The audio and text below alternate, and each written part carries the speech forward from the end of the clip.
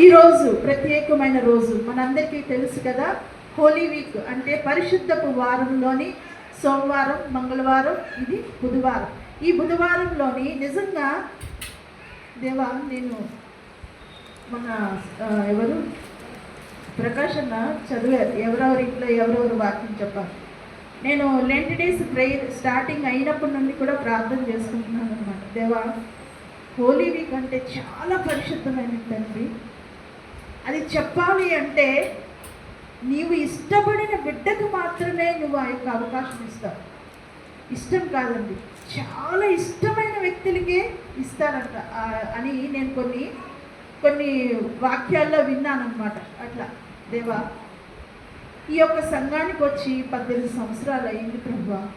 చిన్నపిల్లల పరిచర్య చేస్తున్నారు, చిన్న పిల్లల పరిచయం.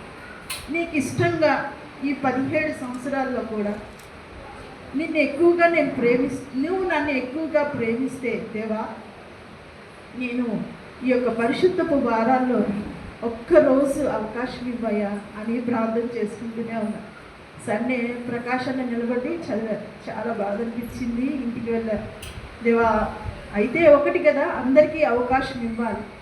మళ్ళీ పాస్టర్ గారు చెప్తా ఉంటారు, మళ్ళీ దేవునికి ఏమైనా నేను విరుద్ధంగా చేశానా ఏంటి అని చెప్పి మళ్ళీ నేను ప్రార్థన చేసుకున్నప్పుడు ఇంటికి నిన్నంతా నాకు చాలా డిస్టర్బెన్స్గానే ఉన్నది. ఏంటి నేను చెప్పలేకపోతున్నాను, అరే గుడ్ ఫ్రైడే వచ్చేస్తుంది ఇలా అని అనుకున్నప్పుడు మరి తెల్లవారి 7 గంటలకి నేను కాలేజ్కి రెడీ అవుతున్నప్పుడు మరి మోసెస్ ప్రకాష్ అన్న, ఏమండి మీరు ఈరోజు వాక్యం చెప్పాలి అని చెప్పారు. నిజంగా ఎంత సంతోషం అనిపించిందంటే అంత సంతోషం అనిపించింది.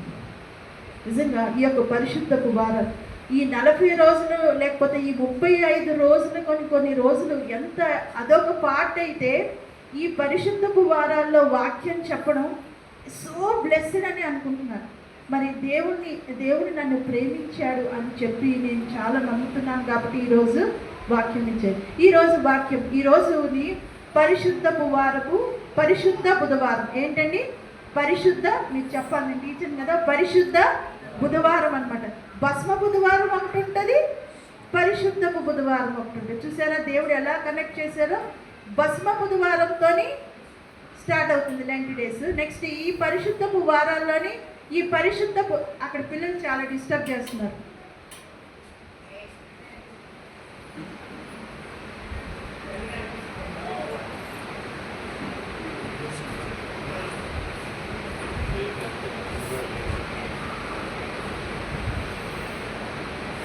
ఈ యొక్క బుధవారము చాలా పరిశుద్ధం అనమాట. సోమవారం హోలీ వీక్, పరిశుద్ధపు వారాల్లో సోమవారం, పరిశుద్ధపు సోమవారం, పరిశుద్ధపు మంగళవారం, పరిశుద్ధపు బుధవారం, మరి పరిశుద్ధపు గురువారం, తర్వాత శుభ శుక్రవారం అనమాట. మరి ఈ యొక్క పరిశుద్ధపు బుధవారంలోని దేవుడు నీతో నాతో ఏం మాట్లాడుతున్నాడు? సిద్ధపడి వచ్చిన వాళ్ళు హల్లెలూయా చెప్దామా? హల్లెలూయా, హల్లెలూయా. అలాగే యోహాను సువార్త 12వ అధ్యాయము పేజ్ నెంబర్, నూతన నిబంధనలో పేజ్ నెంబర్ 93, పేజ్ నెంబర్ 93, 12వ అధ్యాయం యోహాను సువార్త 12వ అధ్యాయము 1, 2, 3 చదువుదామండి. కాబట్టి యేసు తాను మృతులలో నుండి లేపిన లాజరు ఉన్న బేతనియాకు పస్కా పండుగకు 6 దినములు ముందుగా వచ్చాను. అక్కడ వారు ఆయనకు విందు చేసిరి. మార్త ఉపచారము చేసెను, లాజరు ఆయనతో కూడా భోజనములకు కూర్చున్న వారిలో ఒకడు. అప్పుడు మరియ మిక్కిలి విలువగల అచ్చ జటామాంసి అత్తరు 1 సేరున్నర ఎత్తు తీసుకొని యేసు పాదములకు పూసి తన తల వెంట్రుకలతో ఆయన పాదములు తుడిచెను. ఇల్లు ఆ అత్తరు వాసనతో నిండెను. Thank you so much. మీకు ఇక్కడ ఒక చిన్న క్లిప్పింగ్ చూపించాలని ఆశపడుతున్నాను. ఎందుకంటే మనం కూడా టెక్నాలజీ యూజ్ చేసుకోవాలి కాబట్టి దయచేసి ఆ క్లిప్పింగ్ చూడండి కొంచెం. యేసు ప్రభు సీమోను ఇంటిలో భోజనానికి వచ్చినప్పుడు ఎవరు తల మీద అత్తరు పోస్తుందన్నమాట. యోహాను సువార్తలోని ఆ యొక్క మరియ ఎవరు అంటే మార్త, మరియా, లాజరు. ఈ ఫ్యామిలీలో బైబిల్ గ్రంథంలో చాలామంది మరియలు ఉన్నారు. అయితే ఈ నూతన నిబంధనలో ఉన్న మరియ ఎవరి ఫ్యామిలీ అంటే లాజరు, మరియా, మార్త, లాజరు అన్నమాట. ఈ ముగ్గురు వాళ్ళ ఫ్యామిలీ. మరి ఈ యొక్క క్లిప్పింగ్ మీరు చూస్తూ ఉంటే తను తల మీద అత్తరు పోస్తూ ఉన్నది. ఇంకొక మార్కు సువార్త చూద్దాం. మార్కు సువార్త 14వ అధ్యాయము, మార్కు సువార్త 14వ అధ్యాయము 3. ఆయన బేతనియాలో కుష్ఠరోగి అయిన సీమోను ఇంట భోజనమునకు కూర్చుండి ఉన్నప్పుడు ఒక స్త్రీ మిక్కిలి విలువగల అచ్చ జటామాంసి అత్తరుబుడ్డి తీసుకొని వచ్చి ఆ అత్తరుబుడ్డి పగులగొట్టి ఆ అత్తరు ఆయన తల మీద పోసెను. అయితే కొందరు కోపపడి, ఈ అత్తరు ఇలాగూ నష్టపరచనేలా, ఈ అత్తరు 300 దేనారముల కంటే ఎక్కువ వెలకమ్మి బీదలకు ఇవ్వవచ్చునని చెప్పి ఆమెను గూర్చి సనుగుకొనిరి. అందుకు యేసు ఇట్లా నేను, ఈమె జోలికి పోకుడి, ఈమెను ఎందుకు తొందర పెట్టుచున్నారు? చాలండి. దయచేసి నళిని చుట్టాలు సిస్టర్ ప్లీజ్.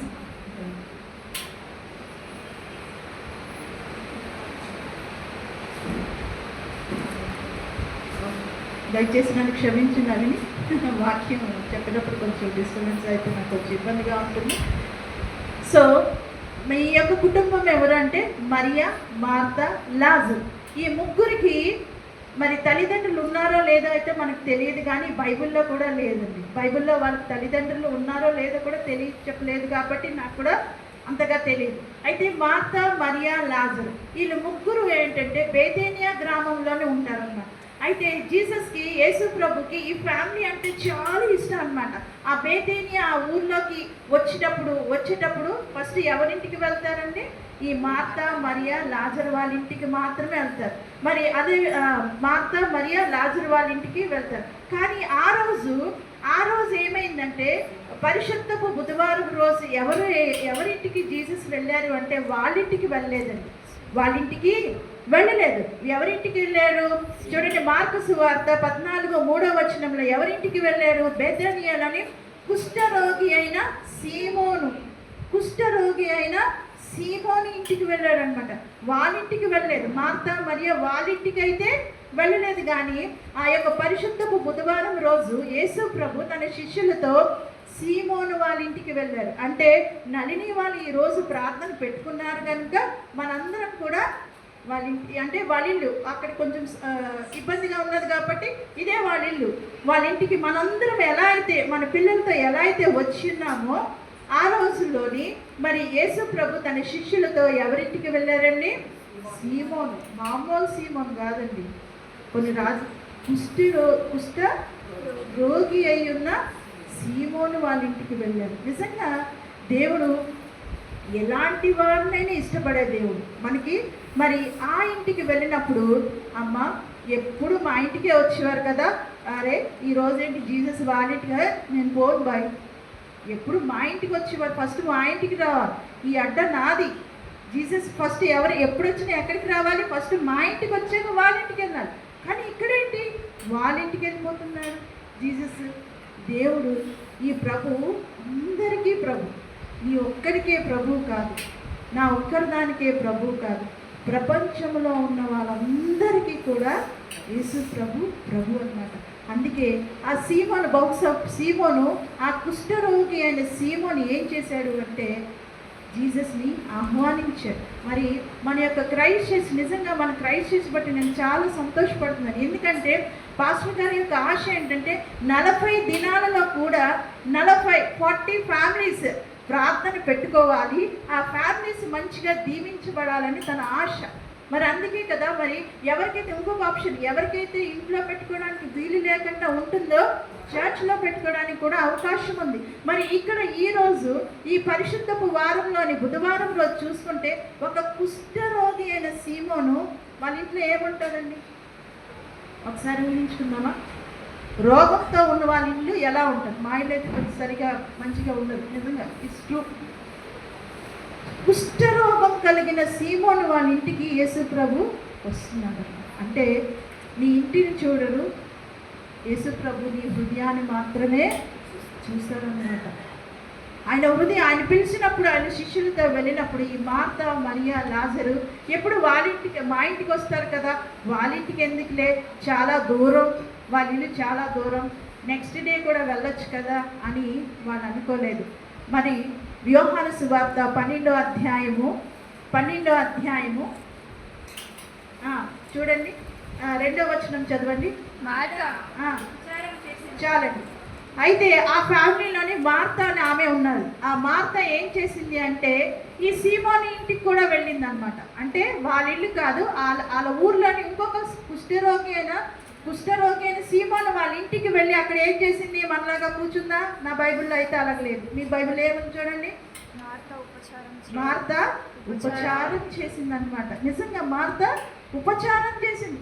జీసస్ వాళ్ళ ఇంటికి వచ్చారనుకోండి, అన్ని ఇది వినోద్ అన్న వాళ్ళ హోటల్ అయితే భలే ఉంటాయి ఫుడ్, చాలా ఐటమ్స్ పెడతా ఉంటారు. మరి 5 స్టార్ హోటల్స్లో అయితే వెరైటీ ఫుడ్స్ పెడతా ఉంటారు. మరి ఈ యొక్క మార్త ఎప్పుడైతే జీసస్ వాళ్ళ ఇంటికి వస్తారో చాలా బిజీగా పనులు చేస్తుంది, అంటే వంటలు అనమాట.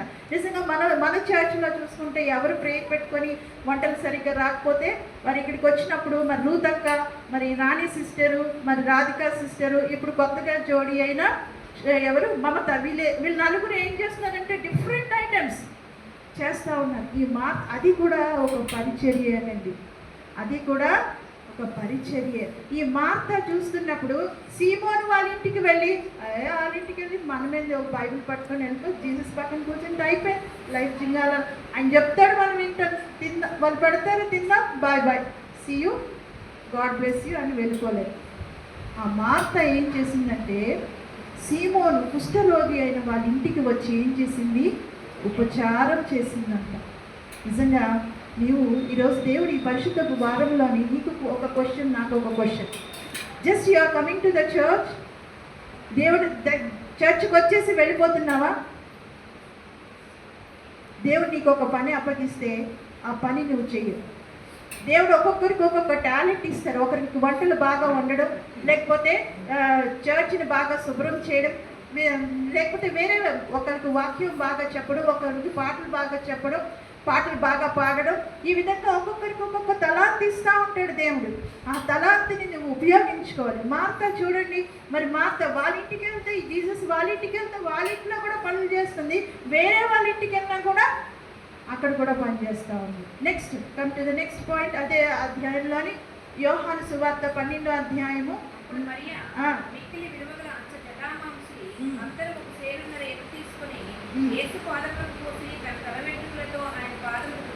చాలండి.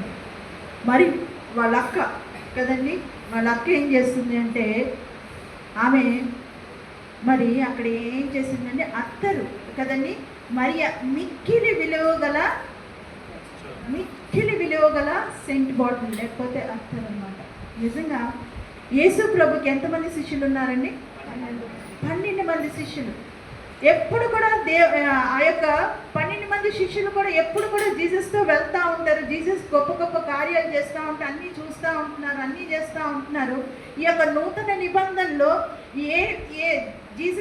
యేసు ప్రభు యొక్క శిష్యులు కానీ, లేకపోతే యేసు ప్రభుకి పరిచయం ఉన్న వాళ్ళు కానీ, లేకపోతే వాళ్ళ ఫ్యామిలీ మెంబర్స్ కానీ గుర్తించలేదు. కానీ ఆయన ఒక దైవ కుమారుడు అని గుర్తించలేదు. కానీ మరి గుర్తించడం లేదు, నాకైతే తెలియదు. కానీ ఈ యొక్క మరియా విషయంలో చూసుకుంటే నిజంగా వాళ్ళ పేరెంట్స్ లేరండి.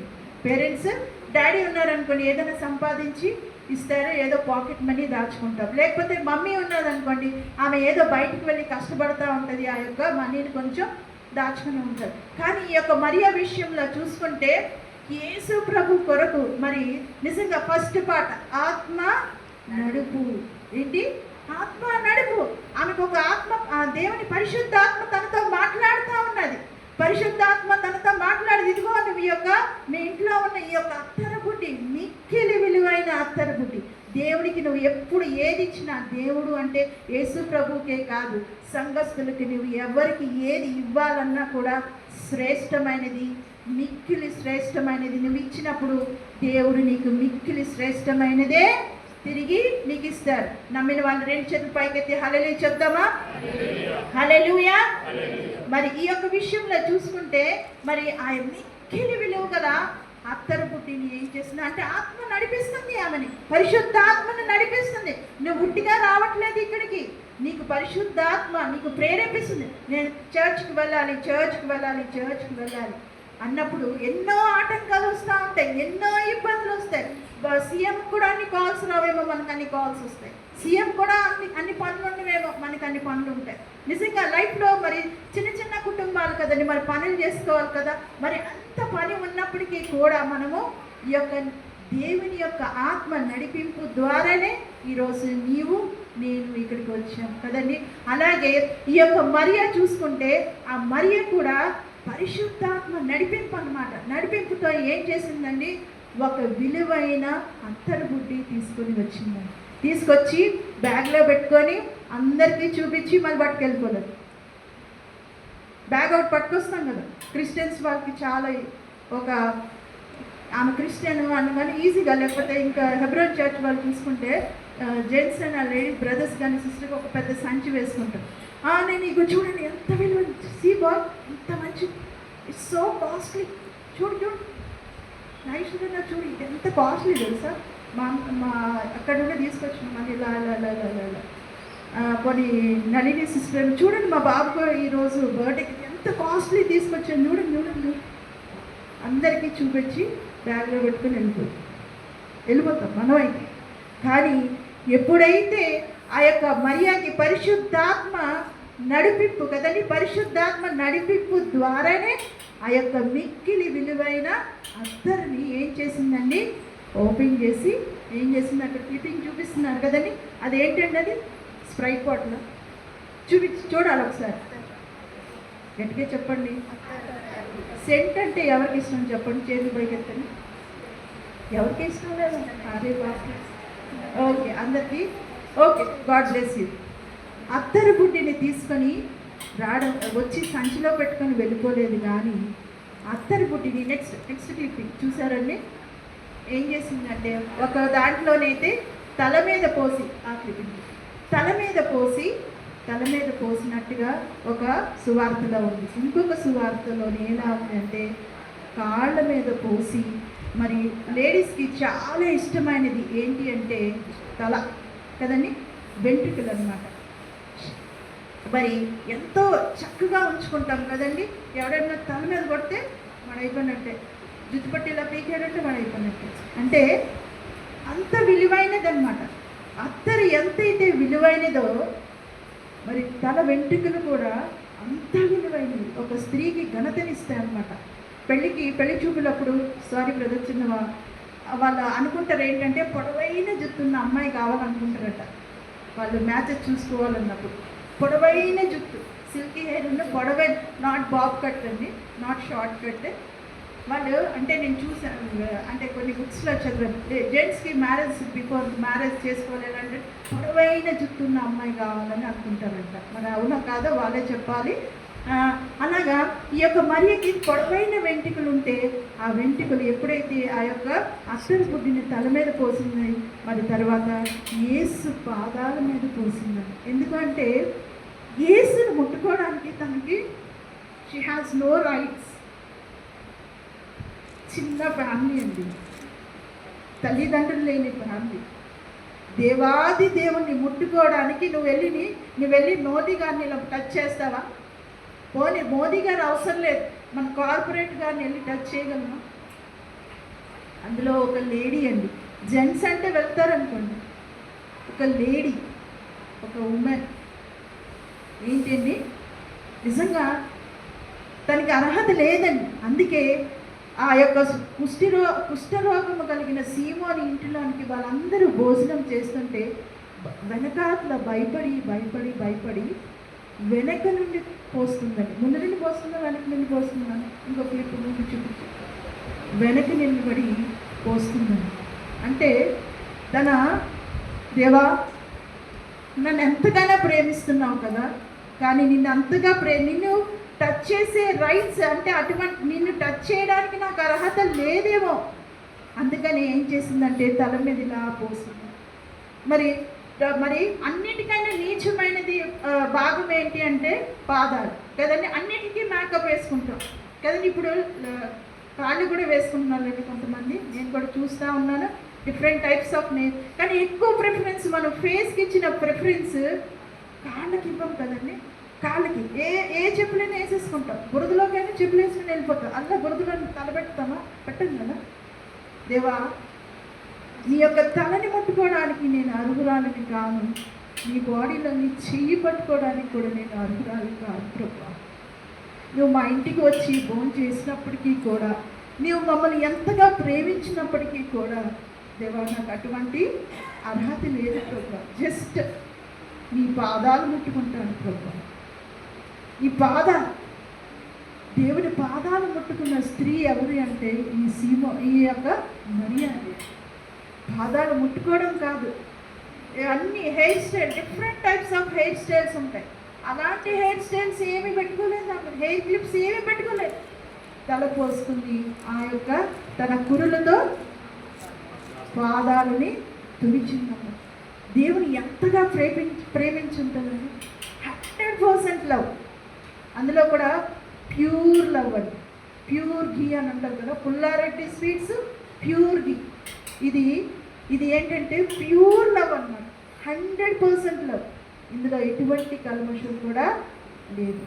దేవుడు నిన్ను నన్ను, ప్రియ సంగమా, దేవుడు నిన్ను నన్ను కూడా ఇదే అడుగుతున్నాను. నేను నిన్ను సంపూర్ణంగా ప్యూర్గా 2 చేతులు చాపి నేను ఎంతగానో ప్రేమిస్తున్నాను. ఎలాగంటే నీ పేరు నిన్న అరచేతిలో నేను చెక్కుకున్నాను. మరి దేవుడు నిన్ను నన్ను అడుగుతున్నా, నువ్వు నన్ను ఎలా ప్రేమిస్తున్నావు? జస్ట్ ఫర్ 40 days 40 days దేవుని ప్రేమిస్తావా? 40 days ప్రేమిస్తే దేవుడు కూడా 40 days ప్రేమిస్తాడు కదండి. ఒక బాయ్ ఒక గర్ల్ ఉన్నారనుకోండి, లవర్స్ ఉన్నారు.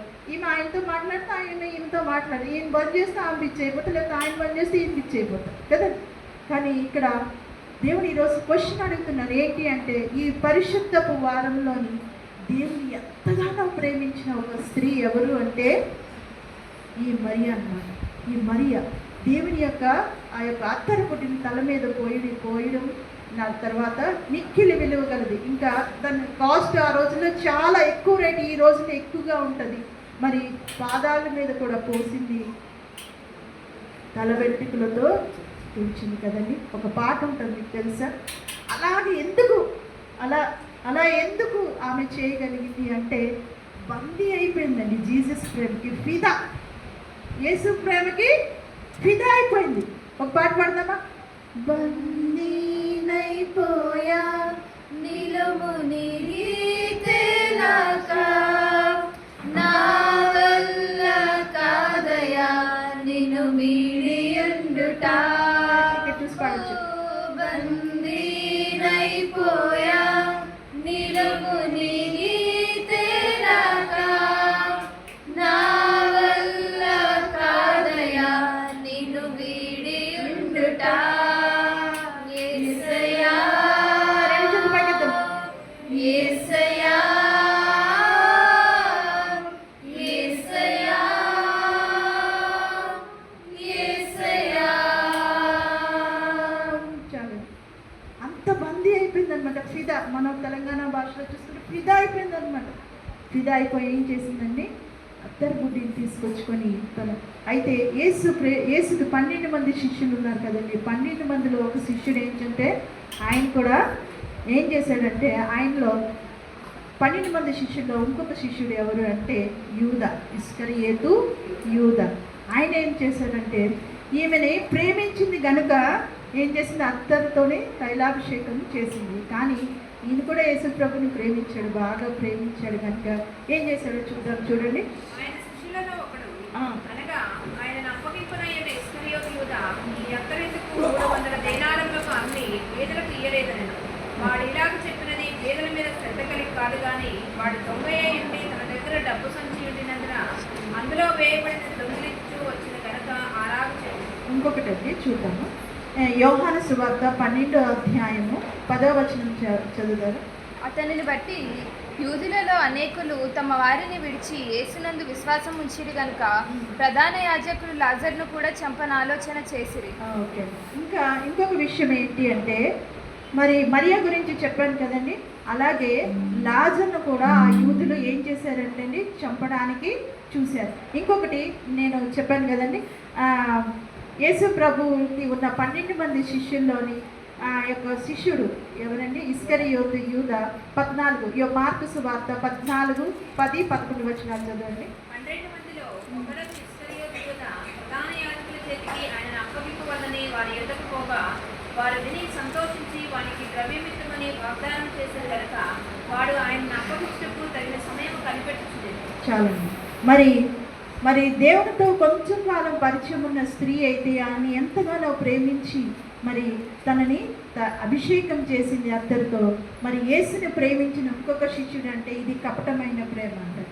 నేను చెప్పాను కదా 100% ప్యూర్ లవ్. ఇది 100% ప్యూర్ లవ్ కాదు, మనీ లవ్ అన్నమాట. యేసు ప్రభుని ఏం చేశారు? యేసుతో ఉండి యేసు చేసిన కార్యాలన్నీ చూచుకొని కూడా ఏం చేస్తున్నాడండి? ఆ యొక్క మరి ఇస్కరియోత యూదా ఎంత చదివాడు తెలుసండి? డిగ్రీలోని పిహెచ్ అంటే ఎకనామిక్స్ అన్నమాట. బాగా అంటే ఆ యొక్క సెన్సెక్స్ కానీ మనీ గురించి బాగా తెలిసిన వ్యక్తి అన్నమాట. అటువంటి వ్యక్తి నిజంగా మరి దేవునికి రాజ్యం వరకు లేకపోతే దేవుడి దగ్గరికి రావడానికి ఎంతో డబ్బులు ఇచ్చేసి లేకపోతే వారి యొక్క అవసరాలను తీర్చి మన దేవుని దగ్గరికి తీసుకొచ్చే కెపాసిటీ ఉన్న శిష్యుడు అయినప్పటికీ కూడా ఆయన అలా ఏం చేయట్లే. నువ్వు ఎందుకు అంత విలువ గల అత్తరు గుడ్డు తీసుకొచ్చి వేస్ట్ చేస్తున్నావు అంటున్నాడు. ఇంకొక ప్లాన్ ఏం చేస్తున్నాడు అంటే యేసు ప్రభుని సిలువగా అప్పగించడానికి ప్లాన్ చేస్తున్నాడు. జస్ట్ 30 వెండి నాణాలకి యేసు ప్రభుని అమ్మడానికి ప్లాన్ చేస్తున్నారు. యేసును ప్రేమించిన ఇంకొక ఆమె మరియా ఎటువంటి ఆధారం తల్లిదండ్రులు లేని వాళ్ళు యేసుని అభిషేకించారు. అభిషేకించడమే కాదు, ఈమె బుక్కు యేసు ప్రభు ఏమన్నాడు? ఇంకా కింద వచనాలు చూడండి. 14 మార్కు సువార్త 14వ అధ్యాయము 6వ వచనం చూడండి. అందుకు యేసు ఎస్ అంతే గబడ్దా ఎవ్వరు కూడా ఈమె జోలికి పోవద్దు. అంటే దేవుడు ఎంతగా ప్రేమించి ఈమె జోలికి పోవద్దు. She so precious. ఆమె చాలా విలువగల మన ఆడవాళ్ళని మన హస్బెండ్స్ పొగుడతారండి. అసలు ఏం పొగడు. పక్క వాళ్ళే కూరలు బాగా నచ్చుతాయి కదండి. మనం పొగడాలి అంటే కొంచెం ఆలోచిస్తారన్నమాట. కొంచెం ఆలోచిస్తూ ఉంటారు. కానీ యేసు ప్రభు చెప్తున్నాడు ఈమె జోలికి పోవద్దు. మళ్ళా ఇంకేం చెప్పాడండి? ఇంకా కింద వచనాలు ఏం చెప్పాడు? ఈమెను ఎందుకు తొందర పెట్టుచున్నారు? ఈమె నా ఎడల మంచి కార్యం చేశారు. పేదలు ఎల్లప్పుడూ మీతోనే ఉన్నారు. మీకు ఇష్టమైనప్పుడల్లా వారికి మేలు చేయవచ్చు. నేను ఎల్లప్పుడూ మీతో ఉంటాను. ఈమె తన శక్తి కొలది చేసి నా భూస్థాపన నిమిత్తము నా శరీరం ముందుగా అభిషేకించు. ఇంకా చదువు. సర్వలోకములో ఎక్కడ ఈ సువార్త ప్రకటింపబడనో అక్కడ ఈమె చేసినది జ్ఞాపకార్థంగా ప్రశంసించబడనని మీతో నిశ్చయముగా చెప్తున్నానని. Thank you sister. మరి ఈమె చేసిన పని, ఈమె జోలికి ఎందుకంటే అంత మంచి పని చేసింది కాబట్టి ఈ బైబిల్ గ్రంథంలోని దేవుడు మరి బల్ల ఇచ్చినప్పుడు నన్ను జ్ఞాపకం చేసుకోవడానికి ఇది చేయమని చెప్తారు కదండి. ఏం చెప్తారు? నన్ను జ్ఞాపకం చేసుకోవడానికి ఇది చేయమని చెప్తారు. ఇంకొకటి ఈ యొక్క అధ్యాయంలో ఏముందంటే సువార్త అంటే ఎక్కడండి? ఈ సువార్త సర్వలోకములో ఎక్కడ ఈ సువార్త ప్రకటింపబడునో అక్కడ ఆమె చేసింది జ్ఞాపకార్థం. ఫేస్బుక్లో ఎక్కిపోయిందండి. ఫుల్ లైక్స్ ఫేస్బుక్లో ఎక్కిపోయింది.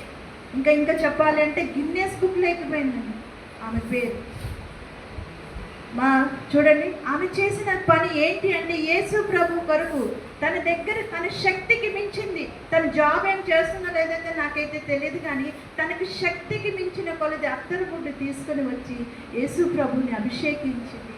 ఆ చిన్న పని చేసి వేరే వాళ్ళ ఇంట్లో, మన ఇంట్లో అయితే మనకు రైట్స్ ఉంటాయి, వేరే వాళ్ళ ఇంట్లోకి వెళ్ళి ఏం చేసిందండి? అభిషేకించిందమ్మ. అభిషేకించినప్పుడు వాళ్ళందరూ కూడా ఎందుకు ఇట్లా చేస్తున్నావు అనేసి అన్నప్పుడు దేవుడు చెప్పు కబద్దాలు ఆమె జోలికి పోవద్దు. స్టాప్ అంటే ఆగిపోయారు అంతే. ఆమె జోలికి పోవద్దు. ఇంకొకటి ఏమన్నారంటే సర్వలోకములో ఎక్కడ నా సువార్త అన్నారా? ఈ సువార్త ప్రకటింపబడిన ఆమె చేసినది జ్ఞాపకార్థంగా చేసుకున్నాం. అంటే ఈరోజు జ్ఞాపకార్థం చేసుకుంటున్నావా లేదా? మనం ఎన్ని సంవత్సరాలు ఈ యొక్క లెంట్ డేస్ మనం చేస్తామో ప్రపంచమంతట్లో అండి, నాట్ ఓన్లీ ఇన్ ఇండియా. ఈ యొక్క లెంట్ డేస్ ప్రపంచంలో అన్ని ప్రాంతాలలోని కూడా జరుగుతూ ఉన్నాయి. ప్రపంచ ప్రాంతాలు ఓన్లీ జస్ట్ ఒక స్త్రీ అండి, ఒక మరియ ద్వారా మరియని హెచ్చించాడు. ఆ మరియ ద్వారానే ఆ యొక్క పరలోకం నుండి భూలోకానికి వచ్చున్నాడు. తన కడుపులో నుండి పుట్టారు యేసు ప్రభు. మరి చనిపోయినప్పుడు కూడా పేరు మార్చలేదు, సేమ్ మరియ, అదే మరియ, కాకపోతే వేరే అమ్మాయి కదండి. ఆమెను చూస్ చేసుకున్నారు. పరిశుద్ధాత్మ ద్వారా ఏం చేసింది, ఆమె అత్తరుతో ఆమెను యేసు ప్రభుని అభిషేకించింది. ప్రపంచంలోనే ఎక్కడ, సర్వలోకంలోని ఎక్కడ ఈ దేవుని యొక్క సువార్త ప్రకటింపబడుతుందో, ఈ యొక్క లెంట్ డేస్లో ఎక్కడైతే సువార్త ప్రకటించబడుతుందో, నీ పేరు నా పేరు ఎవరు జ్ఞాపకం చేసుకుంటారు, కొన్ని రోజులు చేసుకుంటారు. ఎక్కడ చేస్తారో ఈమె పేరుని ఏం చేయమని దేవుడు చెప్పాడు, ఏం చేయమన్నాడు, జ్ఞాపకం చేసుకుంది. మన ఇక్కడ ఉన్న ప్రతి ఒక్క స్త్రీ కూడా, నువ్వు ఏమి దేవుని కొరకు నేనేమీ చేయలేకపోతున్నాను, అరే వాళ్ళు వాక్యం చెప్తున్నారు, వాళ్ళు మంచిగా పాటలు పాడుతున్నారు, ఇది చేస్తున్నారు అది చేస్తున్నారని నువ్వు అనుకుంటున్నావు, ఏం కాదు. ఏంటి ఆ యొక్క క్లిప్పింగ్ చూస్తున్నారా? ఓకే చూడండి, ఓకే చూడండి. సౌండ్ పెట్టలేదు ఎందుకంటే డిస్టర్బ్ ఉంటుంది కాబట్టి. లైటింగ్ ఏమైనా వస్తుంది కొంచెం. ఓకే,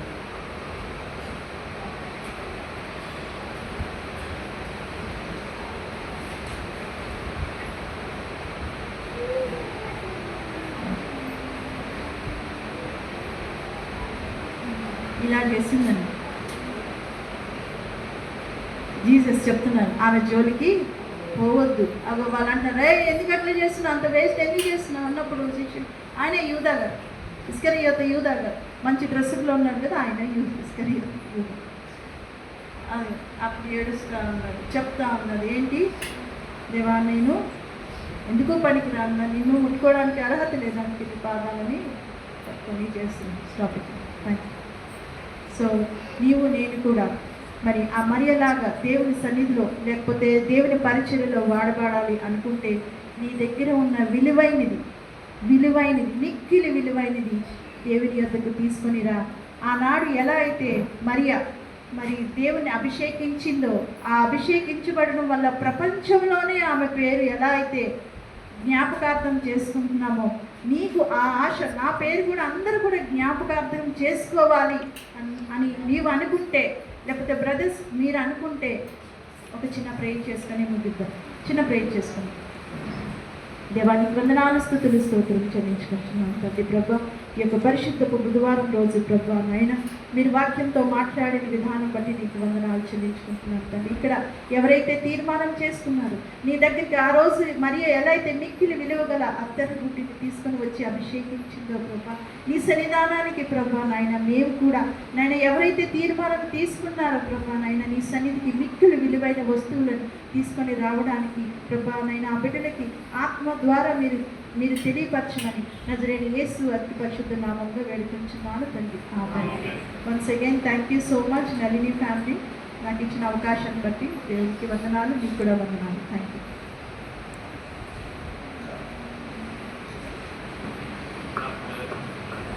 ప్రకాష్ కానీ నల్లి కానీ సాక్ష్యం పంచుకుంటారని బయటకి వెళ్ళారా? దయచేసి అందరూ లేచి నిలబడ్డా. ఇంతమ్మా నల్లి ఉందా?